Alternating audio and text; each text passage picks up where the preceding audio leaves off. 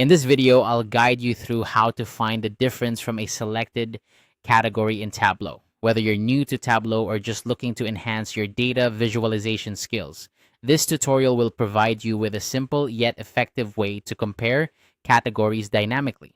To begin, have your Tableau dashboard open with your dataset loaded.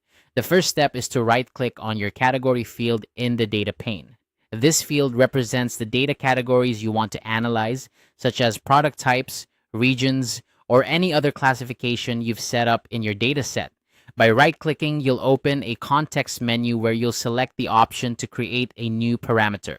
This is a crucial step because parameters in Tableau allow you to input a value and dynamically change what you see on the dashboard without altering the underlying data structure.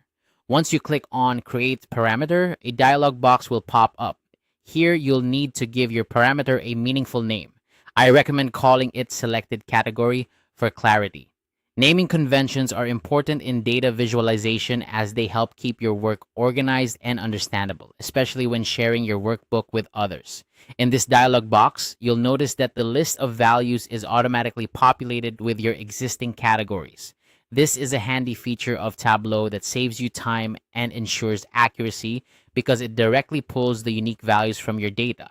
Simply review this list to ensure it includes all the categories you need.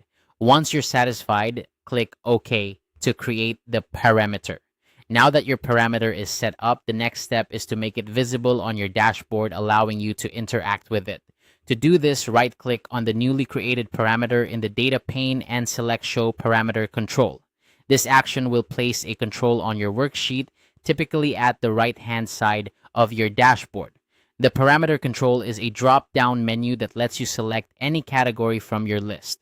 Having this control visible is essential because it allows for on-the-fly analysis and comparison between categories. For instance, if you're analyzing sales by product category, you can quickly see how each category stacks up against the others by selecting them from the drop-down. And there you have it, a straightforward method to find the difference from a selected category in Tableau. By using parameters, you're able to create a dynamic and interactive dashboard that lets you explore your data in greater depth. Remember, practicing these steps on your own dataset will help solidify your understanding and make you more proficient in using Tableau. If you found this tutorial helpful, be sure to apply these skills in your own projects to make the most out of your data insights. Thanks for watching and happy analyzing.